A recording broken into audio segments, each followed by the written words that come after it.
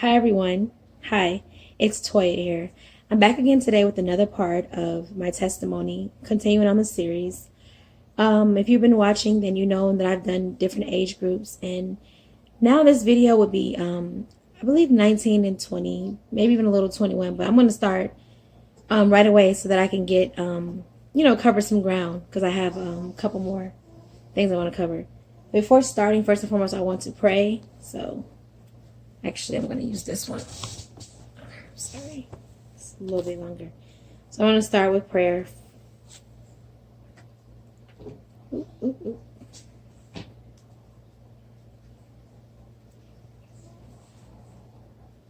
Okay.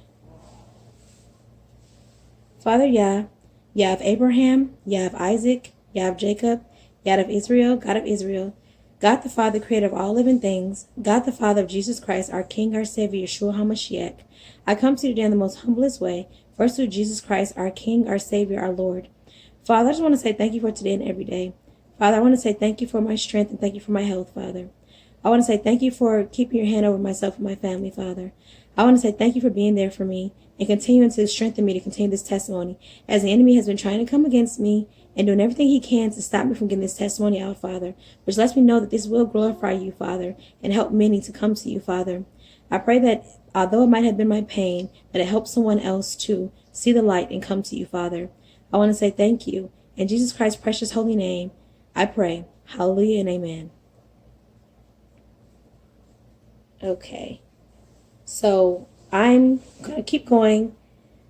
So at this point, I would still be 18, and I met a girl whom I'm going to call Hollywood.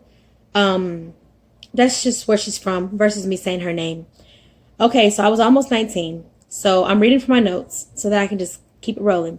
So I was at a club, drinking my problems away. I was still in Hawaii, and she asked me for my number. That's just long story short. And she was in the Coast Guard, and she had no family in Hawaii, and she didn't know many people. So, we started hanging out, almost immediately. So we started dating a couple months after that, and she was cool. And but I noticed that I was just trying to fill a void. When I was getting into these relationships, it was mostly just to fill a void. And I guess drinking, alcohol, partying, and even dating was something that couldn't fulfill those things. So I was 19 years old. About 6 months later, I moved to Florida because by her being in the Coast Guard, she was stationed to go to Florida before I might have met her. So by us hanging out and spending time together, when she was stationed there, she asked me, would I go with her? So I decided to go with her. I didn't want to be living in a house with my mom. And plus I thought, okay, well, maybe this will make me feel better and it'll be a new experience. And she wanted me to go, and I was always down for trying new things. So the pain still followed me, even with the move. I couldn't get my act together. I was happy to not live under my mom's roof, but I did miss Hawaii, and I miss my cousins and my friends. And so it wasn't so much about Hawaii. Like, wherever my cousins were and my true friends, I would have wanted to be there, but some of them were still in Hawaii. So that's why I think I attached myself so much to Hawaii for a lot of years. So I always seen her put others' needs before me. And since she wanted me to come, I did. I went to Florida with her. And I had stopped, smoking weed because she didn't like it. Now, when I was in Hawaii, she would be around and she would always say, oh, weed's bad. You shouldn't smoke weed and stuff like that. But I still did, like with my friends and stuff. And she just wouldn't really say much. But when I actually got to Florida, we were living together. Like, she kind of almost put her foot down about the weed and everything. And I respected it as far as the weed because I knew she was in the military. And I didn't want her, clothes and things smelling like that. I didn't want her to get into any type of trouble. So I was able to let the weed go. And plus, weed started making me, like, tired and spacey. So I had let it go. But I had started smoking cigarettes, actually. I didn't even smoke cigarettes all that time in high school. But it was, like, after that relationship, a little bit during that relationship, I had started smoking cigarettes with the Jersey guy. So I was smoking cigarettes still. So when I got to Florida, I was still smoking cigarettes. Actually, I would hide them because I told her I would stop smoking and like drinking so hard. So I would hide them in the closet.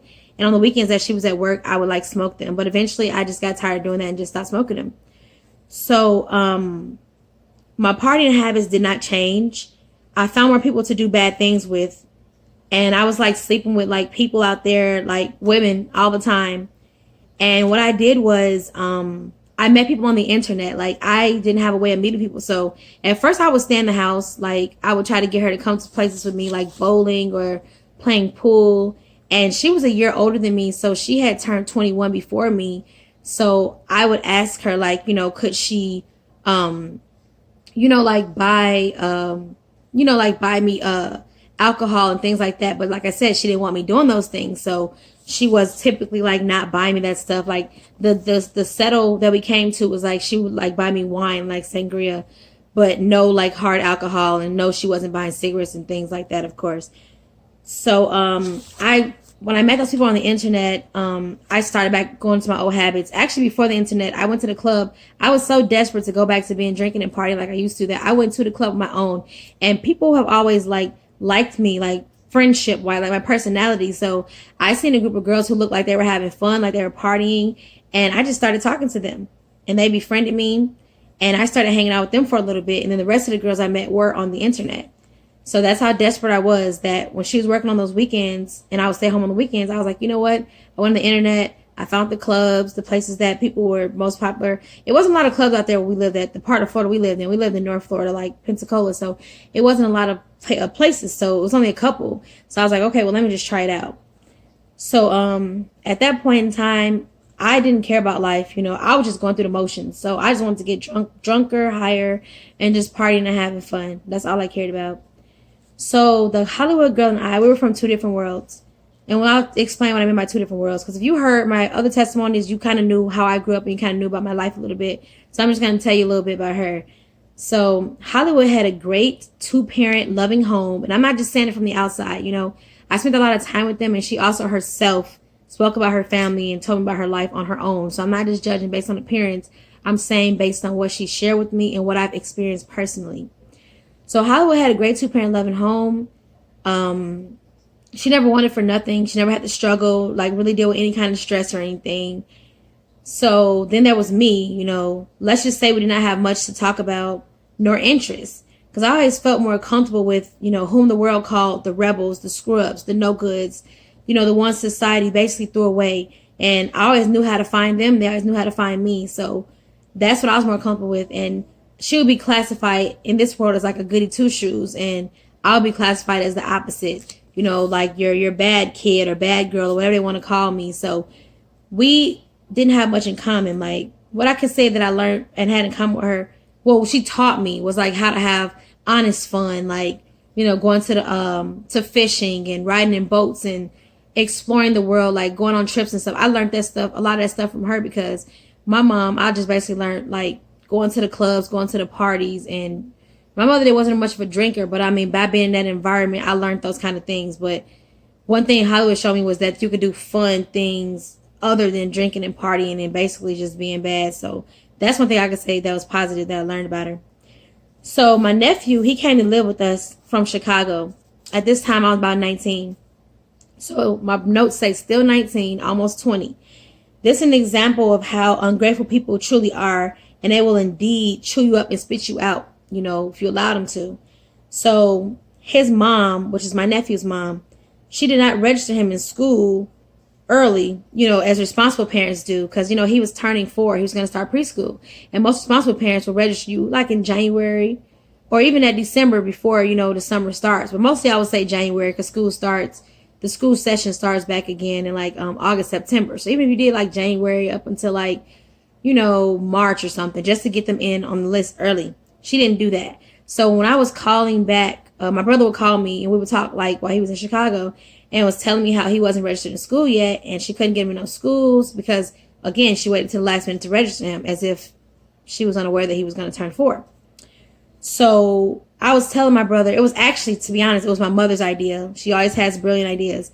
So it was her idea that my brother's son come live down there in Florida with me in Hollywood, and I was to put him in school, into preschool, and just, let him live with us, take care of him, because my brother's child's mom, she had another kid, and I think the kid had just came or just something like that, and it was like she would be able to get help, and I could help him get in school and stuff like that. So they agreed. He came down. So my mom flew in, and my nephew and his mom, And basically his mom was a lot like my mom. Like, she was kind of like, you know, she seemed kind of nonchalant, like she didn't really want to be there, like she didn't really have interest in being there, you know.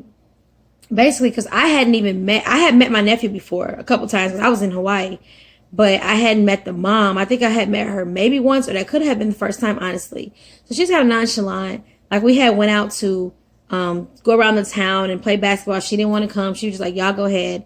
And I noticed too that when he came down, like, she dressed him like, you know, the plane is cold, but it was like he kind of had on like no socks. His pants was kind of like flooded. Well, we called it flooded, but basically they was too short to cover his ankles. And it was just kind of like, you know, she didn't really have no interest. So when he was down there with me before he started the daycare and the school, they wanted to have like a shot record and all that stuff. So, you know, she didn't bring anything with him. So I guess by me having the last name, you know, Washington, which is my father's last name, and that's my nephew's last name from his father, I guess they assumed that I took him to the clinic. I guess they assumed that I was his mother. I never lied because they didn't ask me. They just seen our last names being the same, and I was 19, so I got to get him in shots. I got him in daycare. I got him to switch schools and everything, because I put him in a little daycare that ended at like 11:30, but I got him into one that ended later, you know, so that I can go. I was in school. I was in college, so I had needed time to go to school and get off. And I was volunteering before my nephew came, but I stopped volunteering at the elementary school because I wanted to make sure that I was there to care for him. So, you know, I would get his hair cut, just all the things that you're supposed to do. Get his hair cut, take him to the beach, take him, you know, to like Disney World. All the things that back when I was in the world, people would think that was the right things to do. Like, you know, getting him out, exploring.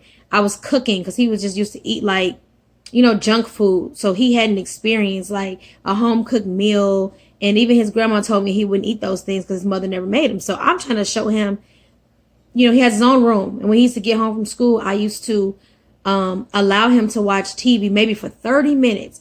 And I made him play with his toys because he didn't seem to have an imagination. He seemed like a kid who was like a grown up.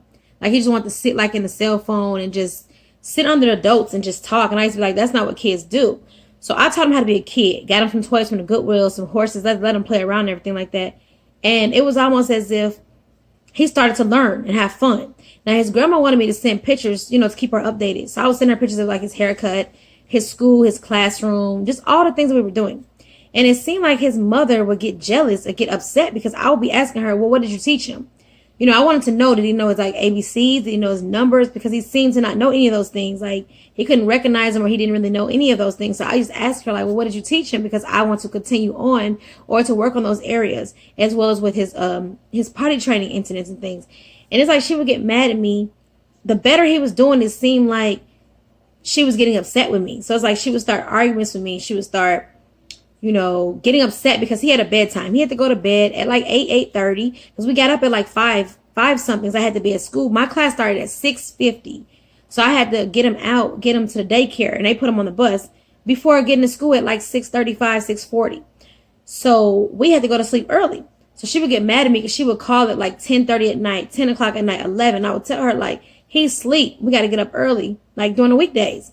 So she felt like, oh, you're taking him from me. I can't talk to him. I'm like, no. I told you what time to call because we have a schedule here.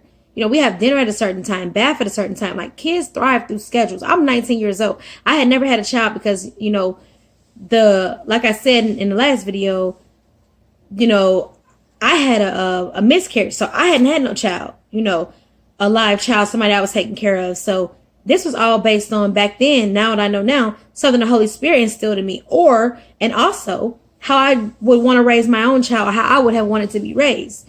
So that's basically all I was doing. But, you know, now, you know, the family bashed me, not my brother, but, you know, like when she basically, let me get that story.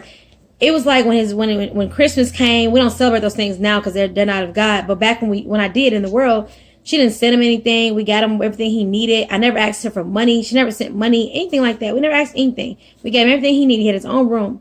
But it's like, then it seemed like when tax time comes, now that I know about the season and all that, she like was telling me I want him to come back home. You know, I can't talk to him. You're mistreating. I'm like, I'm not mistreating him. Does he get disciplined? Yes, he gets disciplined. You know, what kid don't get disciplined? You know, if you're being bad at school and the teacher is telling me something's going on, of course I'm going to discipline you. You know, if you're old enough to, use the restroom on your own and you're just going on yourself, you're not telling anybody, of course I'm going to discipline you. You're about to be 5 years old. Of course I'm going to discipline you. And I say this to say, I know some of y'all like, why you saying all this? Is because my family has bashed me for doing the right thing, taking in this child and treating him with nothing more than how I would raise a child of my own, because you have a childish, insecure woman who calls herself a mother, basically, instead of admitting, wow, I see in her what I need to do better for my child in my life, you took it as jealousy and you bashed me and you slandered me and told everyone I mistreated your child. And all I've done was nothing but treat him with the utmost love and respect. A child I had only met maybe once or twice in my entire life and maybe only spent an hour or two with. Fed all the time, clothed all the time, schooled all the time. And that's why I said, I'm telling this story to tell you ungratefulness. Ungrateful. So basically, she was like, I just want him back. It was like in a week's notice. I want him to come back. And I told her, okay, I mean, it's your child. So she flew in. And the reason why, when I got to the airport, I mean, she had been arguing with me. She had been saying so much stuff to me. So when I got to the airport, we sat in the car, me and the girl Hollywood. I opened the door. He stood on the curb.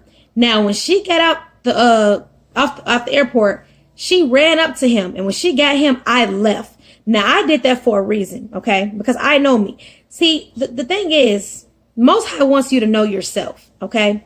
God wants you to know yourself. And by her taunting me, arguing me, saying what she's going to do to me, I knew for a fact that if I would have got out of that vehicle, I did not want this young man to see me and his mother get into a fist fight. His mother was unlearned, didn't have home training. And I'm just being honest with you. And I know for a fact that if his mother would have said something smart to me, I'm talking about 19-year-old. We're talking about 19-year-old 20 Toya right now. We're not talking about 30-year-old mature, walk away, put your head down Toya. We're talking about 19, 20-year-old Toya. I knew myself that if I got out of that vehicle and she came to me speaking in the manner she was speaking, I would have gotten into a fight with her. So I had a choice to make. Do I get out of this vehicle, let her walk up to me and say what she want to say to me? Or do I just let the child out the vehicle when he see his mom walk up and then just roll on and go on away? And that's the decision that I made. So if people feel that that's bad that I did, I don't think it's bad. I think it saved me not getting into a physical altercation with his mother and him being more damaged, seeing us both fight and us both go to jail because we're at the airport. Okay. But I waited until his mother grasped him in her arms like she was missed him so much, and I left. So for everyone in their family, whoever family who wants to bash me, I did the right thing. Whether anyone, I don't care what no one has to say, but I avoided altercation at 19-year-old Toya, which I don't know how.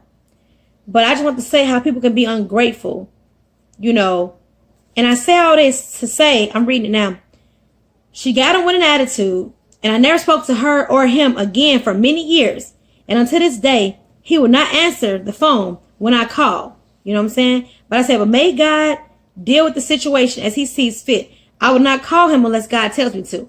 Now, over the years, she's brainwashed this little boy to tell him that I'm mean to him. I don't love him. I don't care about him because I had rules, because he had to turn off the TV at a certain time. He ate healthy meals, food. I mean, I'm cooking. I'm talking about greens, baked macaroni and cheese, hen, chicken, like all the real food. He's eating real food every single day because I had him on the schedule. And to say I treated him wrong, I did nothing but give him. And you know what? I thank God Almighty. I did not get peace about that situation. My kids, now we have multiple kids, okay? Well, we have 4 children now, okay? I did not get peace about this until, I want to say this year when he opened up the testimony, because I look at our household, I'm like, oh my, I do our kids like that. Our kids have a schedule. Our kids have their own room. We cook for our kids. Our kids get disciplined. We spank our kids like the Bible say with a rod of iron, and we also discipline them by word of mouth. So I look up and I'm like, oh man, we raise our kids the exact same way. So I don't feel guilty at all, because you know why? Our kids, the ones of age, before their age, they're potty trained. They speak different languages. Our kids are above where they should be. So Most High showing me don't feel guilty about discipline. I am finally free from that because I see how great and our kids are in advance. So I just want to say that story to tell you how ungrateful people are. You do all that, and to this day, this person won't even, the kid, you turned the children away from us, and all I did was the right thing. And I don't care. Like I said, I'm not going to call him anymore because I have peace that I done nothing but try to make this person's life better for themselves. And you're a 4-year-old child and you let your mother brainwash you instead of looking at the evidence of what really was happening to you while you were there. You had a great life. But that's okay though, because like I said, may God be the judge of the situation. And my family are those in Christ. Let me get this clear. I don't think that because you call yourself a Christian that you're my family in Christ. No, I can feel in my spirit. I don't care if you're a Christian or not. I don't care if you even call yourself a Christian.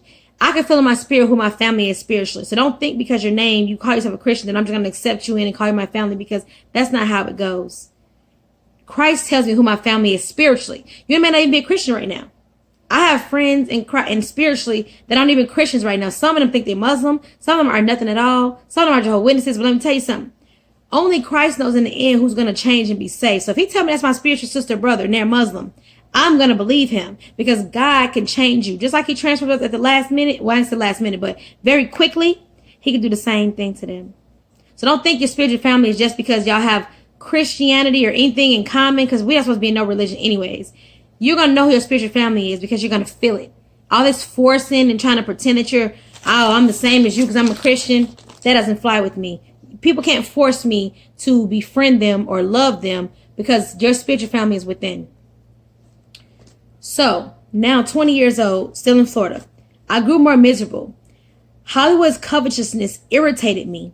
She always wanted more. She was never satisfied. Who don't know what covetous means? It just means like you want what somebody else have. Like you can have everything. You can have a house, a 2-bedroom apartment. You don't need no extra space, but you go visit somebody else with a 4-bedroom or 5-bedroom house, and now you're like, I want a 5-bedroom house.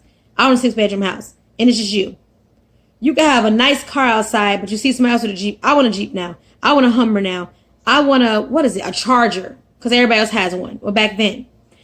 So basically, like, she would have like a motorcycle. Now I need a better one. I need a newer one. Why? This one's fine. It still works. I have a car. Now I need a bigger car. Now I need a bigger truck. Just that's covetousness. And that's ungratefulness too. Always wanting more, not being satisfied with what you have. When you could save that money and stuff for something else. So it was basically like that. So I started to feel like I was like a mom to her because she couldn't deal with stress, and she was just like always complaining and just wanting more and just basically crying. So I kept drinking and partying and soon ignored her. Like I was tired of this. I was just tired of it basically. So I was just doing things like going out of town, going on trips, going to casinos. Like when I had actually turned 21, but 20, I was actually, let me put this back. Before I turned 21, I started getting in 21-year-old clubs and drinking alcohol because my birthday was that year. They didn't pay attention to my birthday being in December. They just saw, okay, she's 21 this year. So when that year came and I was in the summertime, I was going to those bars. I was going to those clubs and all that stuff because they thought I was 21, but I really wasn't 21 to December. So I was just drinking and partying. So I'm reading my notes now. It says 20 was a blur. I still miss Jersey and nothing I did helped, only temporarily. I did not go back to counseling, like the doctor had recommended me to do when I was in Hawaii. I didn't go back. So I was doing video chats and phone calls with my best friends, but I was truly miserable. Everything in my life was only temporary. And do not let anyone fool you. There's no real peace in homosexuality relationships. It's just an illusion. And it's like fake love. So it says, legal to drink myself to death. I was 21.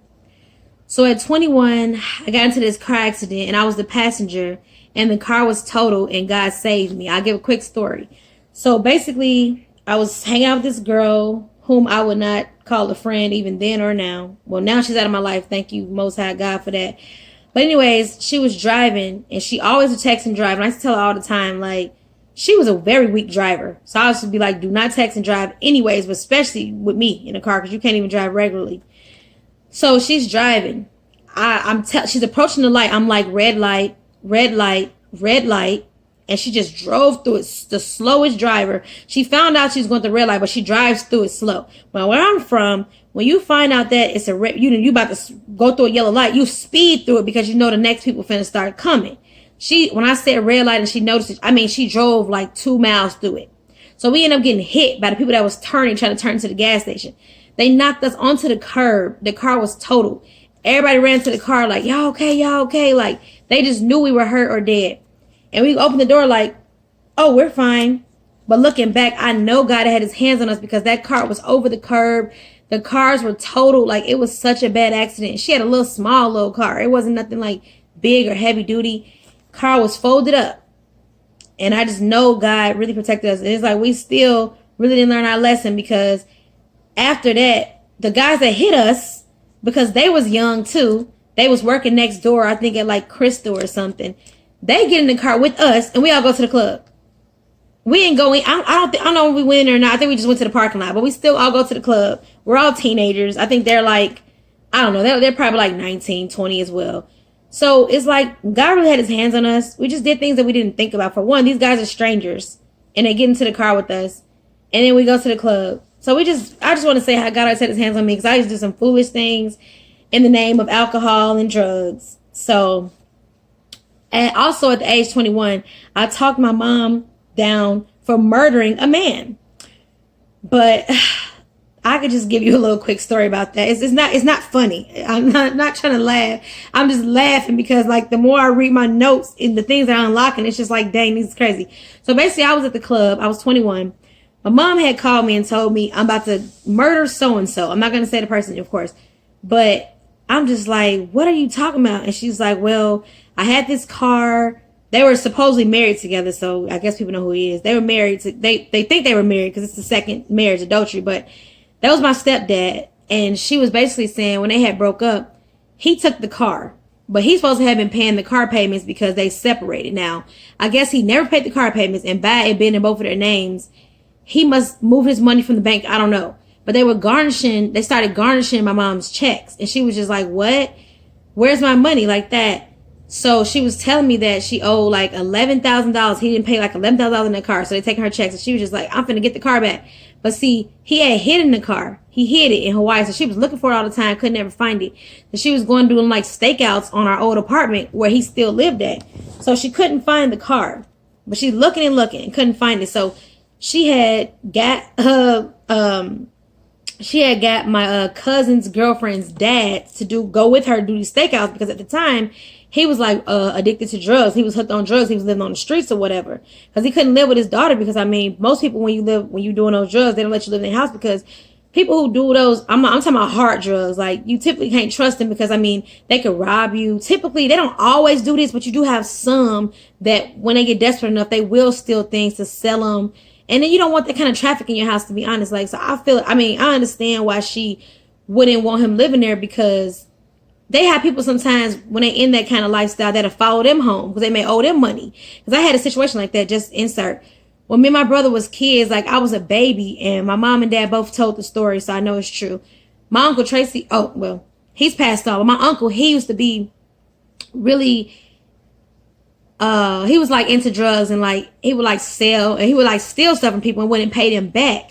So one time he did that, and the guys followed him home. He was living with my mom and dad at the time. They followed him home, and they came in. I mean, they had like guns and stuff like that, and they came there like, give us him this and that. And my mother had to talk to them and let them know, like, you know, who our family and stuff was, because I'm just giving that example to say why people who usually be on those kind of drugs, them hard drugs, you don't bring them home. Like, you don't let them live with you, because they could bring all this trouble and noise to your house, and you can end up getting into like, you know, like what if they would have just shot through the house? You know what I'm saying? And my mom and dad, they wasn't doing drugs. They wasn't doing that stuff. And then they got the kids in the house, was me and my brother. So I want to say I understand why she couldn't let him live in the house when he was on those drugs. That's what I want to say. So my mom figured, well, I get him because, you know, he on those drugs, and if I pay him a little money, anything goes. So she's sitting outside. They doing stakeouts. They waiting on him outside the house, and they was getting madder because they had been out there for like 2-3 days. And then I was telling her like, don't do this or whatever. This is crazy. You know, you can go to jail. She's like, I don't care. I'm tired of people taking from me, and he took my money and he put me through this. I ain't got no checks. And I'm like, look, it's not worth it. I'm talking to her. I was at the club, and she called me. I'm like 21, and I left the club and I sat on the curb like, you doing what? You said what? So I was telling her, and after I told her or whatever, she just snapped out of it. Like she said, she looked at herself in the mirror and was like, what am I doing? I done been out here for 2-3 days. We ain't ate, we ain't slept, nothing. Like, this is crazy. Like, and she was like, you right. This is not worth it. This ain't worth my life. This ain't worth my sanity. This ain't worth my time. I'm about to go home. And I'm like, yeah, go home. This is crazy. You know, it's not funny, but I think about how God is good because, like, for one, what if I was more concerned about the club and getting drunk? But I was not like that. I was always, when it came to my mom, my dad, my brother, I will always, I don't care what they call me, I'm going to answer my phone.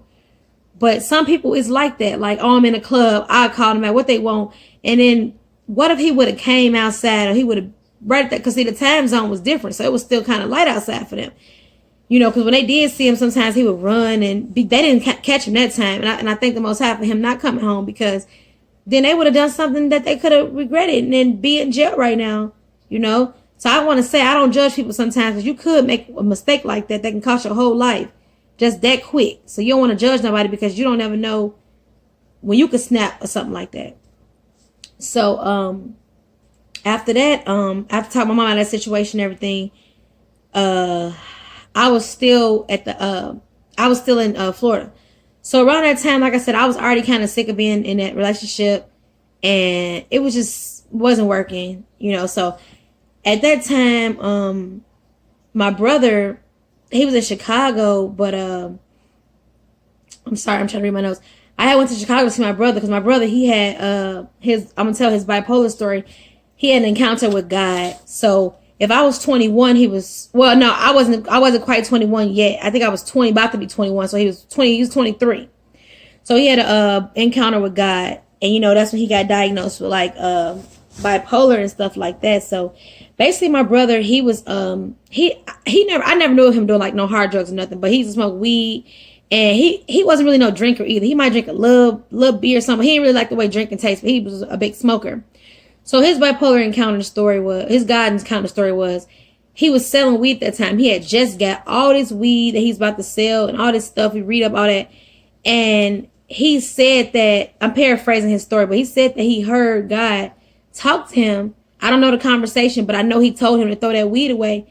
My brother went in the room and got all the weed, and he flushed it down the toilet. Just flushed it completely down the toilet. And he started praising God, worshiping God, and God started supping with him. And see, my brother was a sinner at the time when God came. I want to make that clear. My brother wasn't he called himself a Christian. You know, he was lukewarm like everybody else that we knew. Just went to church sometimes here and there, but he prayed. I told you my dad taught us the Lord's Prayer when we was kids, so he knew how to pray and cry out to God. That's one thing my dad could say, he taught us. We knew how to pray and cry out to God. Our family ain't no stranger to pain, so we knew how to cry out to God. We knew how to, you know, cry out like, oh God, this hurts me. Like, why is this happening? Like, we knew how to cry out. If you read the Bible, he says cry out. That's how you get his attention. We knew how to do that. Excuse me. So we knew how to cry out to God. That wasn't nothing new. So, but at this time, my brother wasn't, I can't say he wasn't crying out, but he was thinking, okay, everything. But I can't say he was having problems with the girl he was with his third child's mother. And, you know, he was experiencing, feeling like, you know, well, he had found out with her, like, he was still trying to do his best to basically, like, you know, do the right thing, be the family guy. Because that's the other child's mothers, he didn't move in with, because he has 3 altogether. The first 2, he didn't move in with or nothing like that. But this one, he was trying to make it work, like, family-wise. Like, they moved in together, and he was trying to stay home and do the best he could. And he also was stressed because she didn't want him to see his other 2 children, his older kids, because she would tell him, like, I don't want them to come over here. So he would have to go to my grandma's house or my dad's house to see the other 2 kids. We wanted all 3 of them together. So he was stressed about that. He was stressed about being in the house for long hours, because she said she had a couple jobs, but he said he found out that she was cheating on him. So he had a lot of stress on himself. And also, it was like his first time really like living. He lived outside the house. He lived with my grandma, but really like moving on his own. It was kind of like his first time. So he was 23. So he had his encounter with God. But after that, my brother had stopped talking. Like, they first said he got confused. Like, he was confused about the times. Like, our favorite Uncle Tracy. Okay. Oh, I'm sorry. No, it's okay. Okay, so back to what I was saying as far as my brother. Before, okay, our favorite Uncle Tracy was murdered. I think I put it in here in 2003. So I was about 13 at the time. So when they first found signs of him, before he had to go to the hospital, like, he was saying things like, was my Uncle Tracy, he thought my Uncle Tracy was alive. Like, he thought he was alive.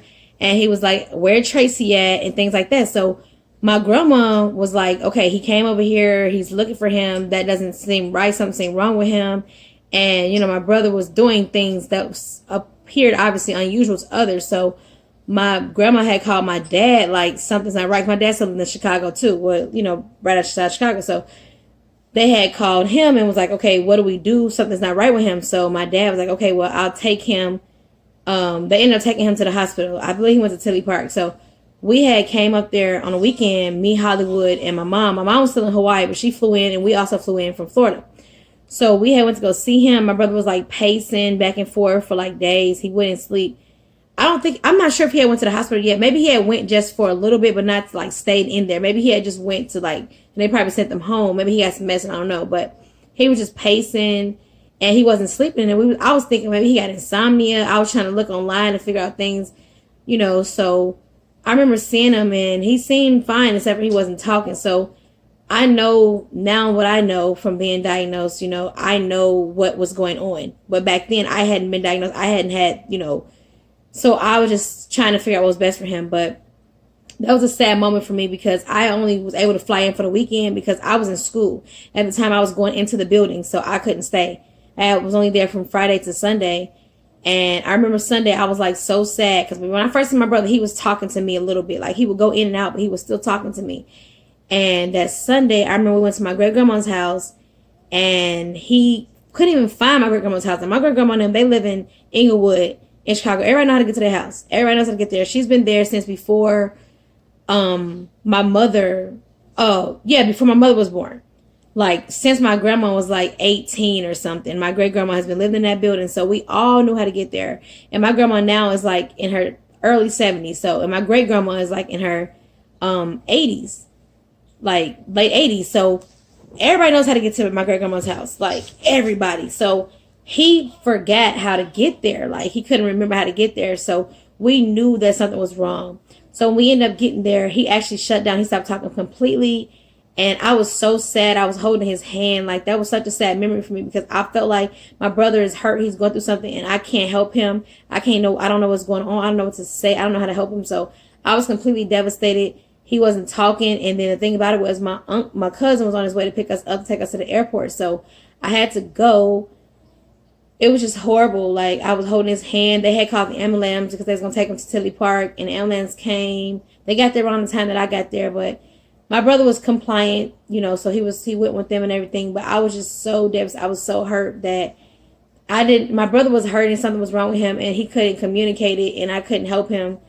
So like I was completely heartbroken and devastated, like getting in the car. And at the time, nobody knew about bipolar. We didn't know what that stuff meant. We just seen something's wrong with him. He's not talking. He's sick. He's not eating. He's not sleeping. He's losing weight.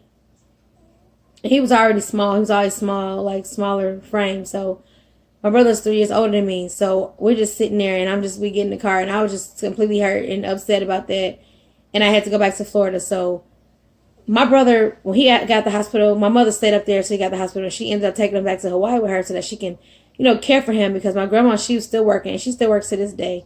So we needed somebody who was like around the clock care. So my mom was trying to figure out whether she's going to put him in like a hospital to care or get a home aid nurse or whatever. So he ended up going back to Hawaii with her.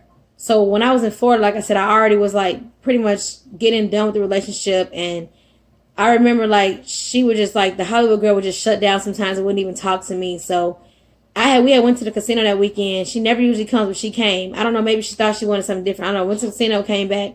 She kind of shut down. She wasn't really talking to me and stuff. So I was just kind of like, okay, well, this relationship is getting worse and worse anyways. I was telling my mom, you know, how I didn't really want to be there anymore. And she was like, oh, you know, you can always come home, blah, blah. And I was just like, I don't know. But then I had felt in my spirit that it was time. I just felt it's time. I don't know what that meant or how I felt, but I felt it is time. So it was 2011 and I ended up moving back to Hawaii and my brother was there. And I had not spent no real time with my brother. I hadn't spent no real time with my brother since like 2003 when we all lived in the same house together. So I was excited. You know, I hadn't really spent time with him, you know, before the divorce. That's like the last time we all spent together really. And I was so happy. I remember my mom had told me because he was in the hospital actually when I had came down there. She told me, she asked my brother if he wanted anything, what would it be? And he said to see my little sister. So I remember her taking me to the hospital to see him because he was in the psych ward. And he didn't even know I was coming to Hawaii. She didn't even tell him. She wanted to surprise him.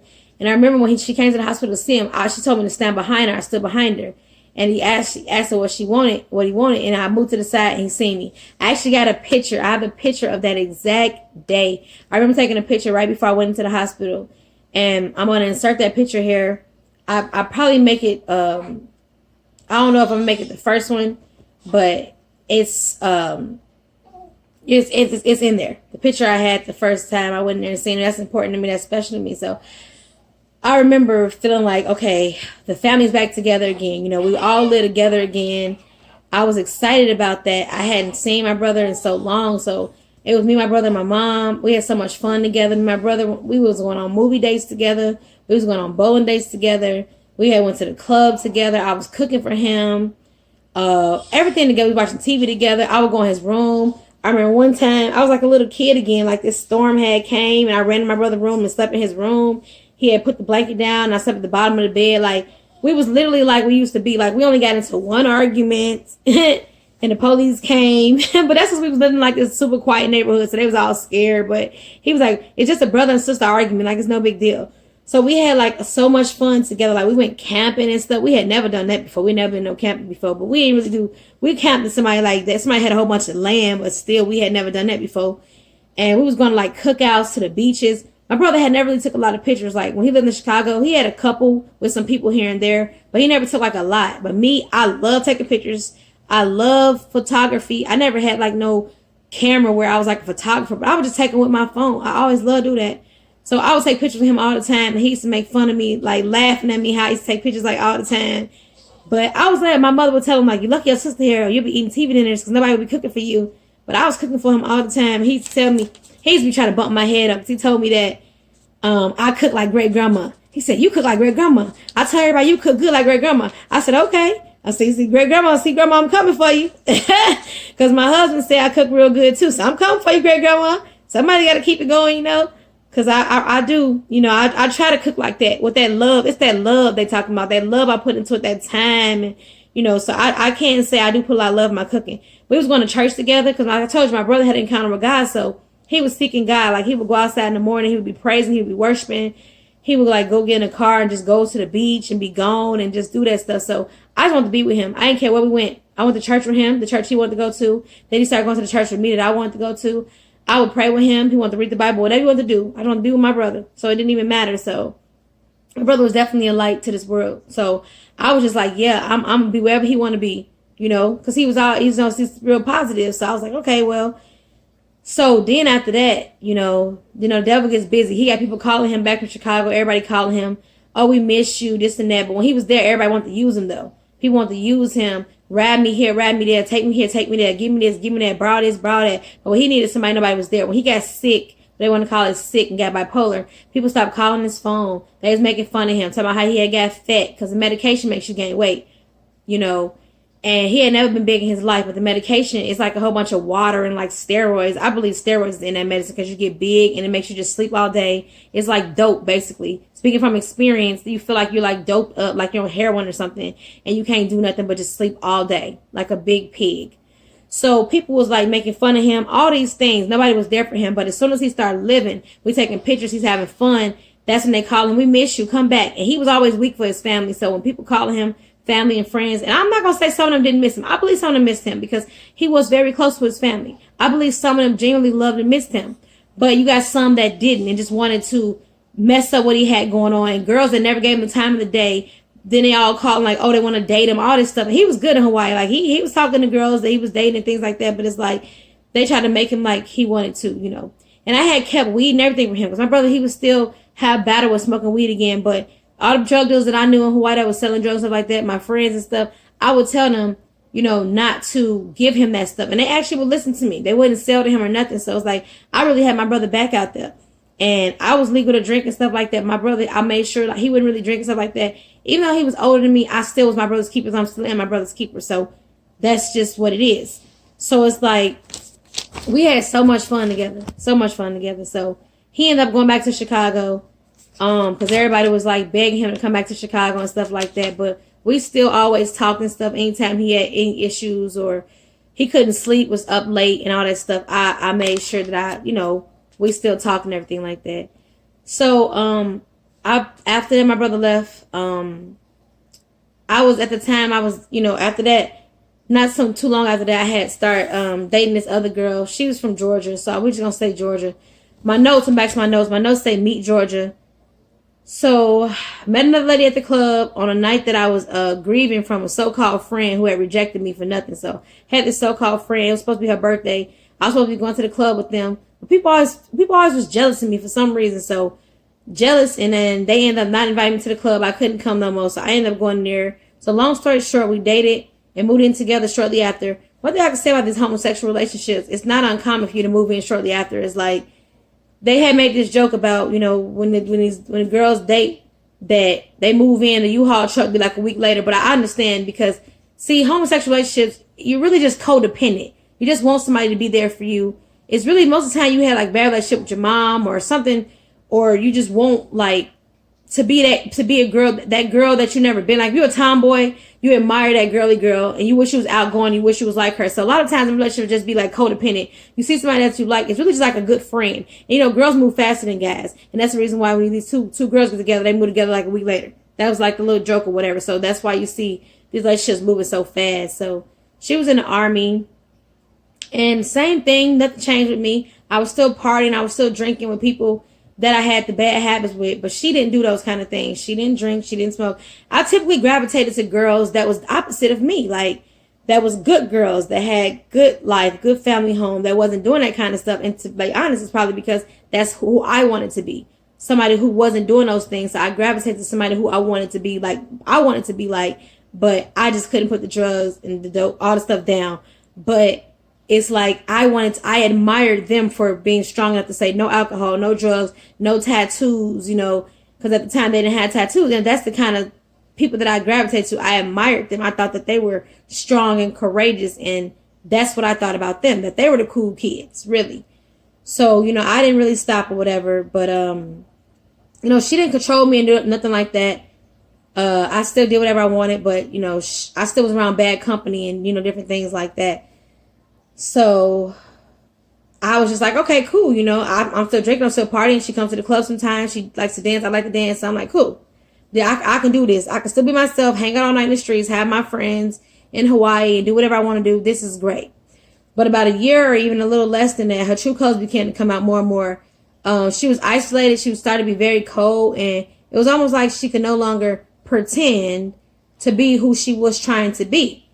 So I said, surprise, surprise, she was a narcissist. Well, with what I believe, and some kind of antisocial personality disorder. But it was not until later that I would find all this stuff out. So y'all get to get the rest of the lowdown in another video. But so in May, around like May 2020, May 2012, I had graduated from college down there. And my brother, my dad, my grandma, my grandpa, my mom, all of them came to my graduation. I thought that was great. I got everybody together in Hawaii. Like my dad and mom, I remember my brother made a joke like, wow, this ain't happened in a long time that my dad and mom was in the same room together. And me and my brother, all of us, we hadn't all been in the same room together since like 2003 or 4. And we was all in there together for my graduation in 2012. So that was a big deal to both of us. So I don't want to spend too much time speaking about this lady that I was dating. So I will not. Basically, I just felt like coldness and I felt rejection. And I stayed away more. So I partied more and I just died more inside. And I was no stranger to rejection and the cold shoulder pretty much. So me and her got married. And I say that because we know that homosexuals can't get married. According to God's word, only a man and woman can get married. So, but we got married in December 2012 in New York, and she was in the army. So I also meant to put that my grandma had died when I was like 21. My great grandma on my mom's dad's side, And then my granddad, which is my mom's father, he died in 2012 also. So I was going through like a shock and everything. Like I went through shock, you know, like my body went in shock. Like that's how I was getting so much trauma and stress that I didn't even know how to deal with it. And my body had actually went into shock. And I remember my hands getting numb, and everything got numb. My mouth got numb. I didn't know what was going on with me. So I called my mom. She told me that I was in shock. And I just felt like things had just kept happening back to back, you know. And, you know, I will say that when I was in a relationship with this lady, I faked so hard on social media, it makes some sense. So I know people who's listening to this now probably like, oh, I thought y'all was so happy. Y'all was doing so great together. Like, no, I faked on social media like no other. Like, I'll post so many pictures of us to compensate the pain I was in, to compensate how alone and isolated I felt. Like, I'll post pictures like every single day of me and this girl. Oh, how great we are. How great a homosexual relationship is. How much fun I'm having. Like, I was not having fun. Like, I could say like traveling. We did a lot of traveling, did a lot of states. That was fun. Visiting her family, that was fun. You know, that stuff to me was fun. But as far as like, you know, me and her, oh, no, no, no. The fun I had was when I went with my friends and I was drinking and I was partying and traveling. And that all was temporary because the pain was all still there, everything that I was going through. Like, I still was battling with this whole Jersey thing. I meant to mention that while I was in the relationship with Hollywood, I was still talking to him. Like, I would just, when I would go to the clubs the weekends that she wasn't working, I would be calling him.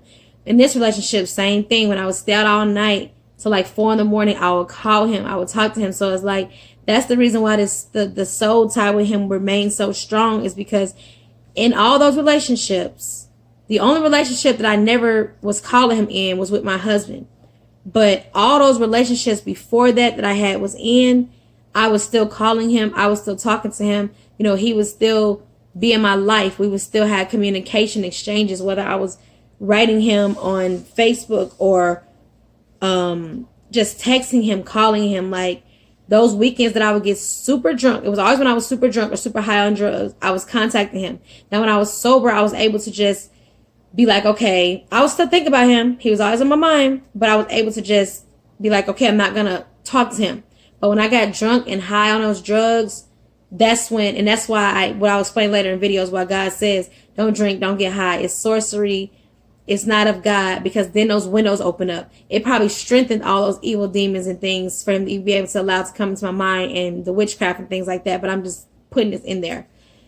So yeah, I was in so deep that I got married, or what I thought was married, to a woman. And I remember God being with me even that day, because I remember before the so-called I do and put the ring on, I remember hesitating. I remember stopping right in the middle of it. Like, my mom, she was such an advocate for this. She was so proud of this. Like, she bought our tickets to New York. She got the hotel to New York. Like, she actually arranged everything, because the girl had just proposed to me around my birthday or something like that in December at the beginning. And then at the end already, we had rushed and got married because my mother had put everything together. She thought it would be so great. She was so happy that I was going to be married to this woman.